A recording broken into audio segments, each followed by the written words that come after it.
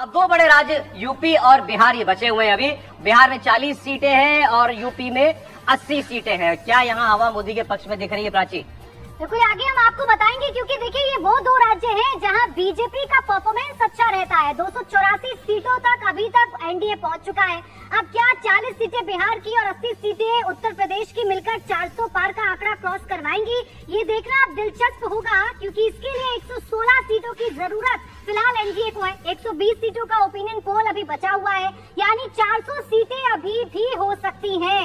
क्या ये हो पाएगा? क्या यूपी और बिहार पूरी तरह मोदी के साथ हैं? क्या अखिलेश यादव और तेजस्वी यादव राहुल गांधी के साथ मिलकर नरेंद्र मोदी को 400 तक पहुंचने से रोक? तो आप कह रही हैं कि हमें सर्वे 120 सीटों का दिखाना है, मतलब 80 यूपी की और 40 बिहार की, और 400 अगर एनडीए पहुंचना है तो इस 120 में से मोदी को चाहिए 116, 99% स्ट्राइक रेट।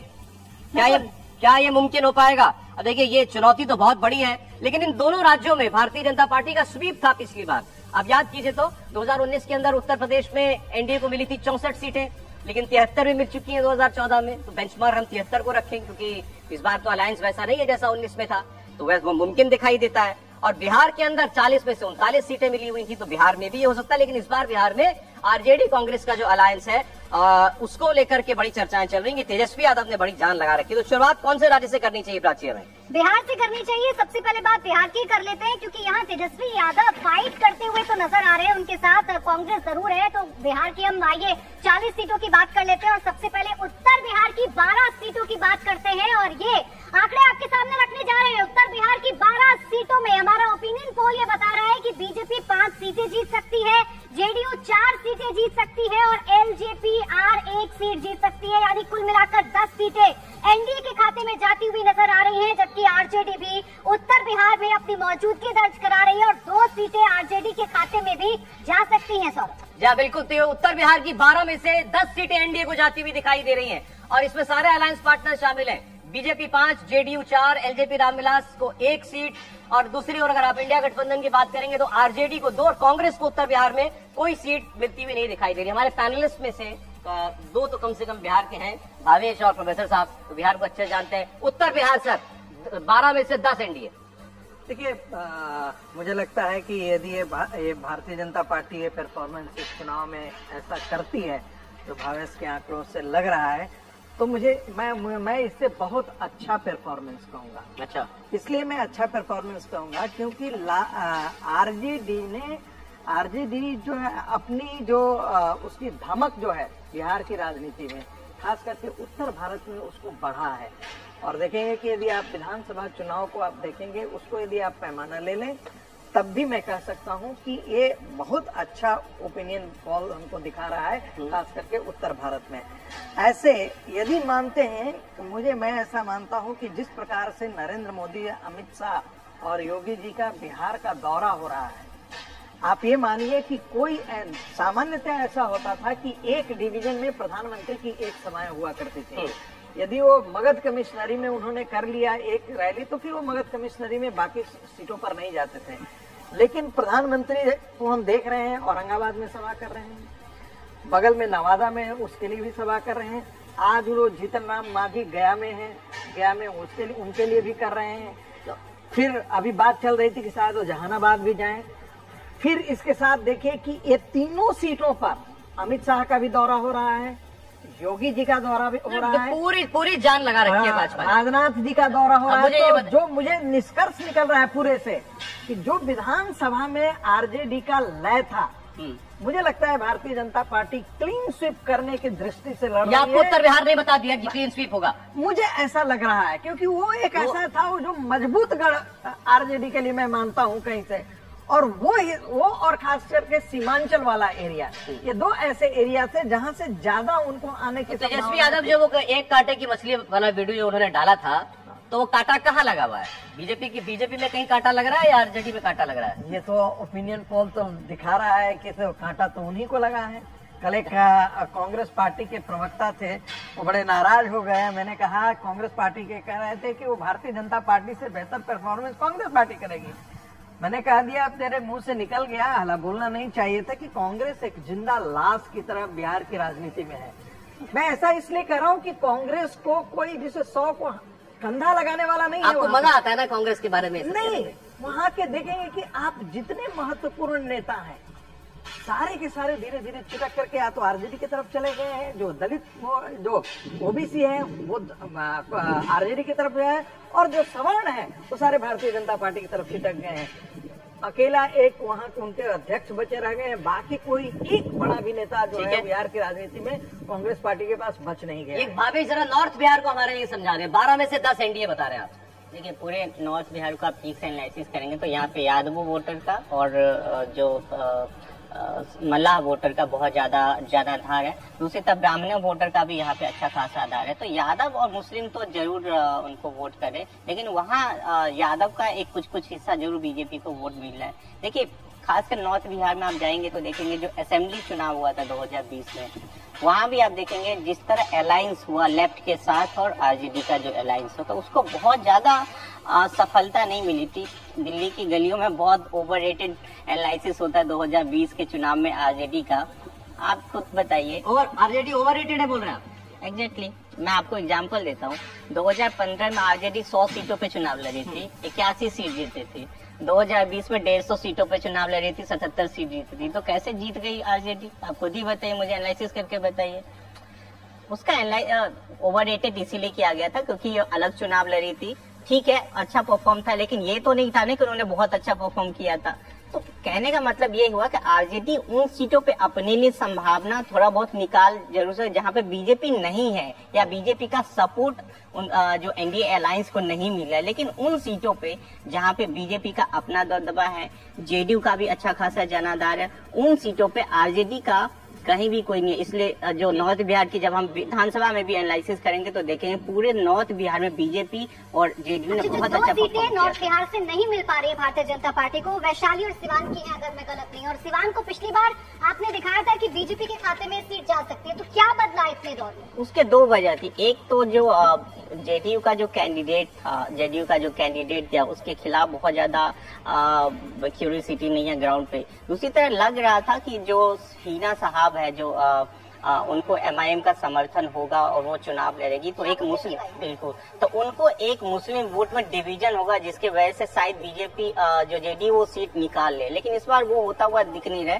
जो एक यादव मुस्लिम का जो कॉम्बिनेशन है वो उनके पक्ष में जा रहा है यहाँ पे। दूसरी सीट एक है वैशाली में जो आरजेडी ने सीट दिया मुन्ना शुक्ला को दिया, एक दबंग नेता माने जाते हैं। दूसरी तरफ वीणा देवी है। वीणा देवी का आपको खुद ही पता है कि जब चिराग पासवान की पार्टी टूटी थी तो वो पारस के साथ चले गए थे। उसके बाद उनके लिए उनकी पार्टी में भी बहुत ज्यादा संभावना है नहीं। दूसरी तरफ अब धीरे धीरे जब सर्वे आगे बढ़ेंगे तो मैं कुछ बातों का कहूंगा जो ग्राउंड पे चल रहा है कि क्यों वैशाली जैसी मिथिलांचल की ओर बढ़ देते हैं। आइए, हमने नॉर्थ बिहार देखा, आप मिथिलांचल की 9 सीटों का सर्वे देख लीजिए। मिथिलांचल की 9 सीटें और आपके सामने डेटा आ रहा है। BJP 4, JDU 3, LJP Ramvilas 5, RJD 0, Congress 0। मतलब एनडीए का क्लीन स्वीप। मिथिलांचल की 9 सीटों पर एनडीए का क्लीन स्वीप है। सभी 9 सीटें एनडीए जीतता हुआ दिखाई दे रहा है मिथिलांचल में। आपने देखा उत्तर बिहार में 12 में से 10 और अब मिथिलांचल में 9 की 9। यहाँ बीजेपी को 4 सीटें मिलती हुई दिखाई दे रही हैं, जेडीयू को 3 और एलजेपी रामविलास को 2 सीटें जो है वो मिलती हुई दिखाई दे रही है। तो इसे आप क्लीन स्वीप समझिए। समीर जी, मुझे लगता है बिहार के अंदर 2019 के अंदर जो परिणाम रहा था कि 40 में से 39 सीटें भारतीय जनता पार्टी और नीतीश कुमार ने जीती थी, मुझे लग रहा है होगा। अभी तेजस्वी यादव की बात हो रही थी कि कांटे की, मुझे लग रहा है भारतीय जनता पार्टी की राह में एक बड़ा रोड़ा था। नीतीश कुमार जब वो लालू प्रसाद यादव के साथ थे, आरजेडी के साथ थे, भारतीय जनता पार्टी ने अपनी राह का वो रोड़ा हटा के अपने पास लेकर आ गया। और जिस दिन नीतीश कुमार भारतीय जनता पार्टी के साथ लौट आए थे बिहार के अंदर, तभी यह तय हुआ था कि बिहार में वापस जो चुनाव परिणाम 2024 का आने वाला है वह 2019 के ही आसपास होगा। एक सीट जरूर कांग्रेस को मिली थी, किशनगंज की सीट मिली थी। इस बार मुझे लग रहा है 40 के 40 सीटें भारतीय जनता पार्टी जीतने वाली है। जिस तरीके से तेजस्वी 2 सीट तो ऑलरेडी जीत गई। अभी मुझे लग रहा है कि अभी मुझे लगता है समय है, अभी प्रधानमंत्री मोदी की रैली होने वाली है। भारतीय जनता पार्टी का पूरा फोकस है। और आज तो कल प्रधानमंत्री मोदी ने कहा है कि लालू प्रसाद यादव का 2 दिन है बिहार की राजनीति के अंदर, एक तो जंगल राज है और एक भ्रष्टाचार है। तो इसमें तीसरी बात भी मैं जोड़ देता हूँ कि परिवारवाद भी उनकी बिहार की राजनीति के अंदर कह रहे थे भावेश की आरजेडी ओवररेटेड पार्टी है। आप मानते हैं? नहीं, मुझे नहीं लगता। आरजेडी वहाँ पर अपने का प्रेजेंस रखते हैं, इसमें कोई दो राय नहीं है। सबसे बड़ी पार्टी विधानसभा में बन के उभरी है। और तेजस्वी यादव, जब लालू प्रसाद यादव जेल के अंदर है, जब ये लग रहा था कि तेजस्वी पार्टी को संभाल नहीं पाएंगे और पार्टी में बड़ी टूट होगी और लोग जेडीयू में या नीतीश कुमार भारतीय जनता पार्टी के साथ चले जाएंगे, मुझे लग रहा है तेजस्वी कुमार ने बहुत बेहतर तरीके से पार्टी को संभाला। एक मैच्योर पॉलिटिशियन के रूप में वो बन के आए हैं। और आप देखेंगे विधानसभा चुनाव में जब उन्होंने स्पीच दी थी, उस समय भी उनका भाषण बहुत सराहा गया था। तेजस्वी यादव ने आरजेडी को संभाल लिया है। ये बात ठीक है कि प्रधानमंत्री मोदी की अभी जो लोकप्रियता है, लोकसभा चुनाव प्रधानमंत्री मोदी के नाम पे लड़ा जा रहा है, लेकिन नीतीश कुमार की राजनीति की आखिरी पारी है। इसके बाद जब विधानसभा चुनाव होंगे उसमें ये साफ होगा कि तेजस्वी यादव राजनीति में बिहार में कहाँ खड़े हैं, नीतीश कुमार कहाँ खड़े हैं और भारतीय जनता पार्टी सभाओं में नरेंद्र मोदी की नकल उतार के दिखा रहे हैं, मिमिक्री कर रहे हैं। बहनों भाइयों, इंग्लिश शुरू करते हैं वो अपनी सभाएं। कुछ करें सर देखिए, मैंने ये नहीं कहा था कि आरजेडी ओवररेटेड पार्टी है। मैंने कहा था आरजेडी का 2020 में जब परफॉर्मेंस हुआ था उसको ओवर एस्टिमेट किया गया था कि उसको बहुत ज्यादा सफलता मिली थी। मैं आपको एग्जांपल देता हूँ। 2005 में 2 चुनाव हुए बिहार के, दोनों चुनाव आरजेडी हारी थी। 2009 में हारी थी आरजेडी, 2010 में हारी थी, 2014 में हारी थी। आरजेडी का रिवाइवल तब हुआ है जब नीतीश कुमार उसके साथ जो है, नीतीश कुमार का उस टाइम तक कम से कम बिहार के पॉलिटिक्स में एज ए चीफ मिनिस्टर के बहुत अच्छा कद माना जाता था, जिसकी वजह से आरजेडी का रिवाइवल हुआ था। लेकिन वही जब नीतीश कुमार आरजेडी को छोड़ के बीजेपी के साथ आ गए थे तो आरजेडी, वही मैंने कहा था कि 150 सीटों पे चुनाव लड़ी थी और 75-77 सीटें जीती थी। इसलिए मैंने कहा था कि आरजेडी का जो 2020 में रिजल्ट आया था बिहार का, उसको ओवर एस्टिमेट किया गया था। ठीक है, लेकिन तेजस्वी यादव फाइट तो कर रहे हैं अपने ही अंदाज में। मोदी पर भी हमला बोलते हैं, भारतीय जनता पार्टी पर भी हमला बोलते हैं और नीतीश कुमार पर भी हमला बोलते हुए नजर आते हैं। नौकरी की बात तो जरूर तेजस्वी यादव करते हैं। देवेंद्र पाराशर हमारे पॉलिटिकल एडिटर भी हमारे साथ जुड़ गए हैं। देवेंद्र, अभी तक 2 रीजन हमने खोले हैं, उत्तर बिहार की बात की है और हमने मिथिलांचल की बात की है। उत्तर बिहार में 2 सीटें आरजेडी जीत रही है, लेकिन मिथिलांचल की बात करें तो clean sweep Bharatiya Janata party करती हुई नजर आ रही है। नॉर्थ बिहार में पहले अगर ऐसी बात कर ले तो सिवान वाले प्रेडिक्शन से तो मैं बिल्कुल भी सहमत नहीं हूँ। और वहाँ के अगर इक्वेशन अगर आप देखें तो सीधे आपको समझ में आ जाएगा कि उस इक्वेशन के हिसाब से भी और जो ग्राउंड रियलिटी है, ऐसा बिल्कुल नहीं लग रहा कि वहाँ पर एनडीए को कोई परेशानी होगी। लगभग वहाँ पे 3 लाख के आसपास मुस्लिम वोटर होंगे, 2.5 लाख के आसपास यादव वोटर होंगे। इसके अलावा लगभग 80,000 के आसपास सहनी वोटर होंगे। अगर सारे के सारे सहनी उधर भी मान लें तो आरजेडी गठबंधन की कुल सीटें इतनी ही हैं, कुल वोट इतने ही हैं। दूसरी तरफ अगर फॉरवर्ड वोट की बात करें तो 4 लाख के आसपास है। कुशवाहा की बात करें तो लगभग 1.25 लाख के आसपास है। 2.5 लाख के आसपास एबीसी वोटर हैं और वहां पर बीजेपी का संगठन भी बहुत मजबूत है। दूसरी चीज कि वहां पर सिवान में एमवाई इक्वेशन अगर शहाबुद्दीन से अलग है या शहाबुद्दीन के साथ है, इन दोनों ही कंडीशन में, शहाबुद्दीन के साथ मतलब उनकी फैमिली के साथ, शहाबुद्दीन तो अब है नहीं, तो अगर उनकी फैमिली के साथ है या उससे अलग है, दोनों ही कंडीशन में ये इक्वेशन सिवान में दरकता रहा है, जिसका नतीजा है कि 2004 के बाद आरजेडी वहां जीती नहीं। और वजह यह है कि यादव और मुस्लिम में वहां पे ग्राउंड लेवल पे बहुत ज्यादा निकटता नहीं है। कुछ घटनाएं ऐसी हुई थी जिसके बाद से अगर मुस्लिम वहां पे कैंडिडेट है तो यादव उधर वोट ना करके ओम प्रकाश यादव करते थे या बीजेपी की तरफ वोट कर जाते थे। इस बार भी वैसा ही हुआ क्योंकि हिना साहब को टिकट नहीं दिया गया है और बिहारी चौधरी को वहां से टिकट दिया गया है, तो मुसलमानों के अंदर समझा जा सकता है कि वो एग्रेसिवनेस हो ही नहीं सकता जो कि शहाबुद्दीन के समय या उनकी फैमिली को लेकर हुआ करता था। यादव भले ही एग्रेसिव हो जाए, तो वहां पर उस सीट को लेकर निश्चित तौर पे इस प्रेडिक्शन से मैं सहमत नहीं हूँ। वैशाली वाली सीट की बात करें तो निश्चित तौर पे वहां पर एलजेपी कैंडिडेट के लिए बड़ा खतरा इस लिहाज से है कि एक तो ऑलरेडी कास्ट इक्वेशन के मामले में आरजेडी का कैंडिडेट अच्छा है, भूमिहार कम्युनिटी के आते हैं, उनका दबदबा रहा है वहां पे, तो वो काम तो उनके पक्ष में करेगा ही करेगा। इसके अलावा जो हमें जानकारी है उसके हिसाब से एनडीए के कम से कम 2 विधायक ऐसे हैं जो कि भीतर घात कर रहे हैं क्योंकि एलजेपी कैंडिडेट के साथ अभी के समय में उनके इक्वेशन अच्छे नहीं है, तो वो उनके लिए खतरा जरूर हो सकता है। मिथिलांचल में जो आपका आंकड़ा है उससे मैं पूरी तरह से सहमत हूँ। ठीक है, अब आगे सीमांचल की आइए बात कर लेते हैं। सीमांचल की 7 सीटों में बीजेपी सिर्फ 1 सीट पर जीत सकती है। जेडीयू की बात करें तो 3 सीटें, एलजेपी आर के खाते में 1 भी सीट नहीं, आरजेडी यहां से 1 सीट जीत सकती है अगर आप सीमांचल की बात करेंगे। और यही वो इलाका है, देखिए, जो मुस्लिम बाहुल्य इलाका कहा जाता है और यहाँ से कांग्रेस 2 सीटें जीत रही है। पिछली बार किशनगंज की 1 सीट थी जो कांग्रेस ने जीती थी और अब इस बार उसकी टैली में इजाफा हो रहा है। 2 सीटें हैं जो कांग्रेस जीत सकती है। भावेश, कौन सी एक और सीट कांग्रेस को दी है? कांग्रेस जो एक और सीट जीत सकती है वो किशनगंज और कटिहार सीटें जीत सकती है। दोनों पूरी तरीके से मुस्लिम डोमिनेटेड सीट, मतलब 50-60% मुस्लिम बताता जहाँ पर है। बिल्कुल सही, बिल्कुल। हालांकि वो बहुत क्लोज फाइट है। कटिहार ऐसा नहीं है, कटिहार से बीजेपी जीत सकती है। किशनगंज एक ऐसा माना जा सकता है क्योंकि वहाँ पर मुस्लिम वोटर इतने ज्यादा हैं कि उसको तभी ये भी जीतती रही है। नहीं, एक बार जीती है बस, शाहनवाज जीते थे। शाहनवाज तब जब मुस्लिम वोटों का किशनगंज कह रहे हैं हम, शाहनवाज हुसैन जीते थे। और कटिहार बीजेपी अब वैसे पिछली बार भी जीती थी। हाँ, कटिहार बीजेपी जीत सकती है, ये इंडिया गठबंधन जीत सकती है। देखिए किशनगंज आप क्या मानते हैं? हाँ, देखिए कटिहार में लगता है कि कटिहार में बीजेपी को कोई भी फाइट आएगी वहाँ पे, वो है आरा, गया, कटिहार, नवादा और सासाराम। ये ऐसी सीटें हैं जहाँ पे बीजेपी जो है उसको फाइट मिल सकती है। अब बीजेपी को टक्कर मिल सकती है। बीजेपी को टक्कर। ठीक है, ओके। यहाँ आप अपनी बात पूरी कर लीजिए भावेश। देखिए कटिहार को लेकर बात करेंगे प्रोफेसर साहब। देखिए कटिहार में बीजेपी जेडीयू उसी शर्त पे जीत सकते हैं यदि वहाँ पे मुस्लिम वोट का एक तबका जेडीयू के तरफ ट्रांसफर हो, जो 2019 में हुआ था। इस बार होता हुआ नहीं दिख रहा है। उसकी बड़ी वजह जो नीतीश कुमार का इधर से उधर जो पॉलिटिक्स है, जिसकी वजह से मुस्लिम वोट जो एक तबका उनके साथ बहुत पहले से रहता रहा, वो अब शायद नहीं है, जिसकी वजह से वहाँ पे जो जेडीयू एनडीए का उम्मीदवार है वो बहुत कमजोर स्थिति में। मतलब पलटी मारने का नुकसान हो रहा है। मुसलमानों के मन से नीतीश कुमार थोड़े उतरे हैं। बिल्कुल नहीं है अब उनके साथ वो वोटर्स। अरे 400 पार के बारे में प्रधानमंत्री नरेंद्र मोदी ने आज भी एक स्टेटमेंट दिया, आपको दिखाना चाहते हैं। बिहार के गया में थे प्रधानमंत्री मोदी और क्या बोले, नजर डालिए। ये लोग कहते हैं 400 पार क्यों, मैं बताता हूं 400 पार क्यों। देश की जनता ने तय किया है 400 पार, क्योंकि देश की जनता 2047 में हिंदुस्तान को विकसित देना चाहती है। लेकिन साथ साथ एनडीए को 400 पार दे करके देश को लूटने वालों को, भ्रष्टाचारियों को, संविधान के साथ खिलवाड़ करने वालों को सजा देने के लिए भी वो हमें 400 पार देना चाहते हैं। ये चुनाव एनडीए को जिताने का भी है।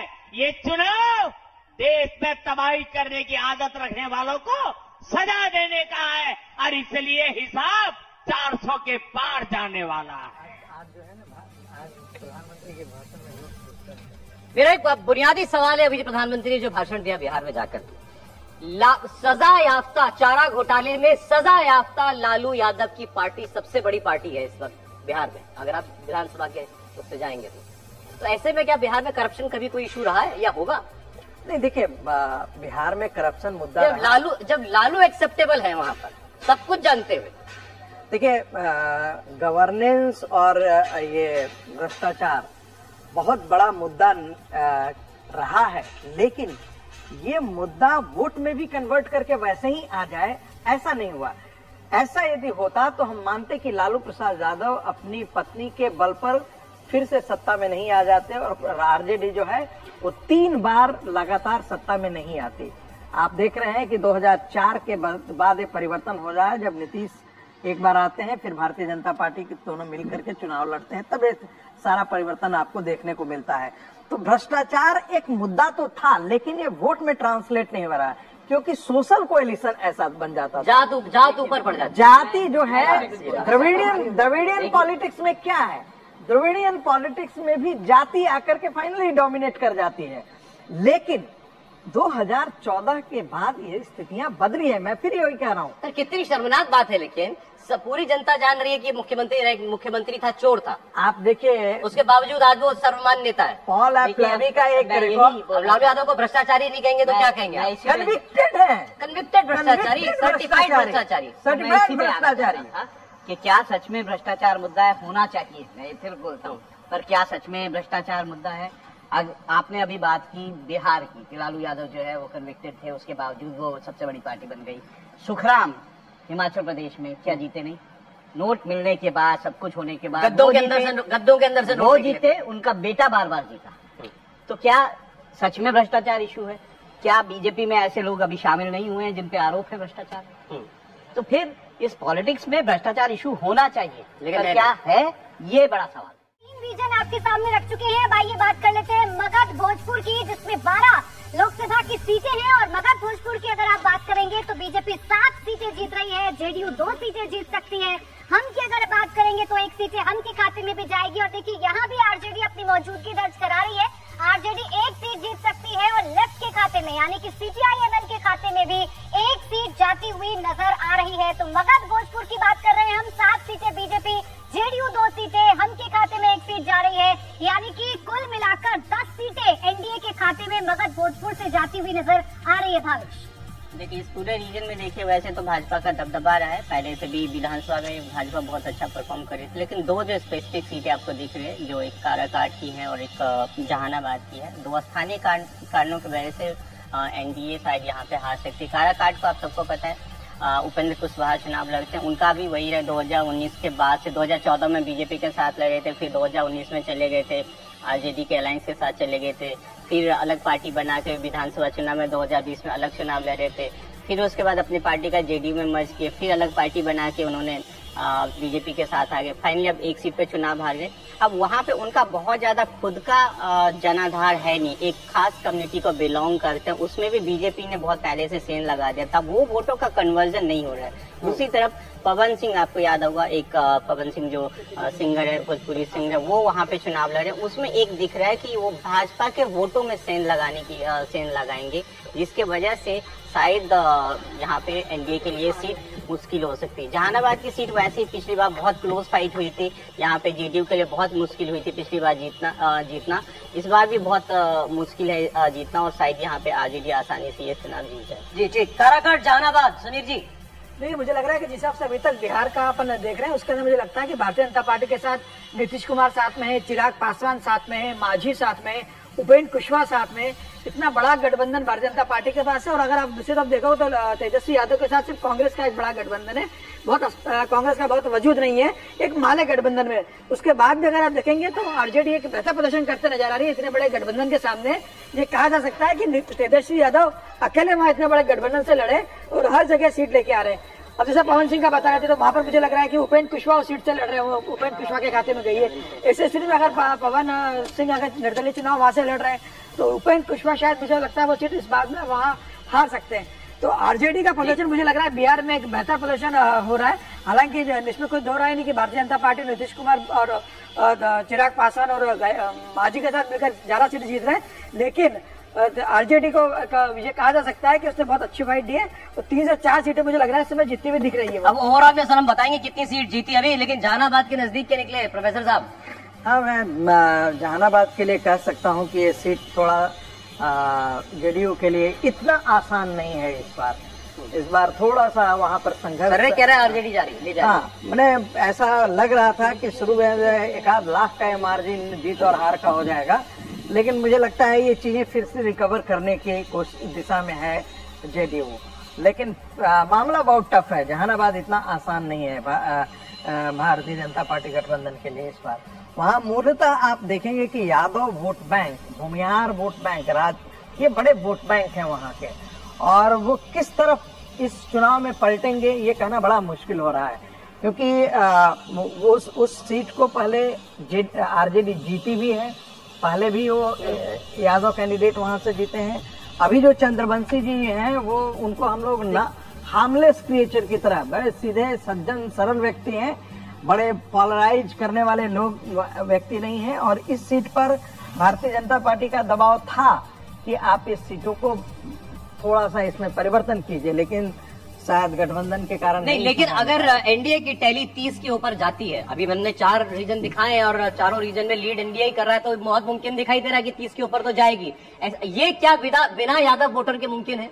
देखिए, बिना यादव, यदि यादव वोटर नहीं होता तो भारतीय जनता पार्टी को जो उत्तर बिहार में जो सफलता मिल रही है वो नहीं मिल रही है। दूसरी बात, देखिए, कोई किसी कम्युनिटी का जब हम कहते हैं ना कि पूरा वोट शिफ्ट करता है, तो आप मान करके चलिए 60% से के आसपास का वोट हम मान करके चलते हैं।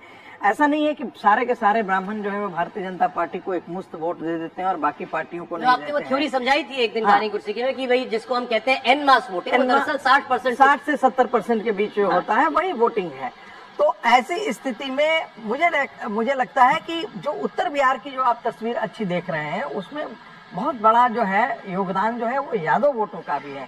आप उजियारपुर कंस्टिट्यूएंसी को आप देख लीजिए, यहाँ से नित्यानंद राय रह रहे हैं, तो नित्यानंद राय के आने के कारण जो यादव वोट है उसके वो लालू प्रसाद यादव के वोट बैंक को काट रहा है, पूरी तरीके से काट। एक समय नित्यानंद राय बिहार की राजनीति में मुख्यमंत्री के कैंडिडेट होते थे और वो दोनों में छिप जाते थे। राय होने के कारण कोई उन्हें समझता था कि ये भूमिहार हैं, और वैसे वो यादव परिवार से आते हैं, दबंग नेतृत्व उनका रहा है वहां पर। तो ये कुल मिला जुला असर आपको देखने को मिलेगा। कोई ऐसा नहीं है कि यादव वोट जो है वो पहले जो लालू के साथ जाता था वो भारतीय जनता पार्टी को नहीं। यदि ऐसा होता तो जो है वो रामकृपाल यादव कैसे पटना में जीत जा रहे हैं, और वो भी लालू प्रसाद यादव की बेटी को हरा करके जीत रहे हैं।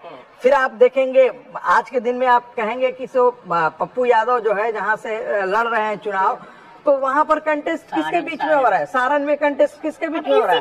पप्पू यादव यादवों के ही वोट को काट रहे हैं, वहां पर भारतीय जनता पार्टी के लिए निकलना ठीक है सर, ये सीटें दिखा देती हूँ, उसके बाद इस चर्चा को आगे बढ़ाएंगे कि आखिर सीट वाइज कैसे बिहार में जो समीकरण है वो बन रहे हैं। 40 सीटें हैं और एक एक सीट पर कौन सी पार्टी जीत सकती है, आइए आपको बताते हैं। देखिए, शुरुआत करते हैं वाल्मीकि नगर से, तो यहाँ जेडीयू जीत सकती है। पश्चिम चंपारण में बीजेपी, पूर्वी चंपारण में BJP, Sheohar JDU, Sitamarhi JDU, Madhubani BJP, Jhanjharpur JDU, Supaul JDU, Araria BJP, Kishanganj की सीट कांग्रेस एक बार फिर जीत सकती है। उसी के साथ कटिहार की सीट कांग्रेस जीत सकती है, एक सीट पे इजाफा कर रही है। पूर्णिया से जेडीयू, मधेपुरा से जेडीयू, दरभंगा बीजेपी, मुजफ्फरपुर से बीजेपी, वैशाली से आरजेडी, गोपालगंज से जेडीयू, सिवान की सीट आरजेडी जीत सकती है, महाराजगंज की सीट बीजेपी, सारण की जो सीट है, देखिए ये समझिए आप, सारण की सीट भी बीजेपी जीत रही है, यानी कि लालू प्रसाद यादव की जो बेटी है वो यहाँ से हारती हुई नजर आ रही है। हाजीपुर की सीट एलजेपीआर यहाँ से जीत रही है, Ujiyarpur BJP, Samastipur LJPR, Begusarai BJP, Khagaria LJPR, Bhagalpur में JDU, Banka JDU, Munger JDU, Nalanda JDU, Patna Sahib BJP, Pataliputra BJP, Arrah BJP, Buxar BJP, यानी कि देखिए आप देखेंगे तो एक बार फिर मीसा भारती हार रही है। बक्सर से बीजेपी, सासाराम से बीजेपी, काराकाट से सीपीआई-एमएल,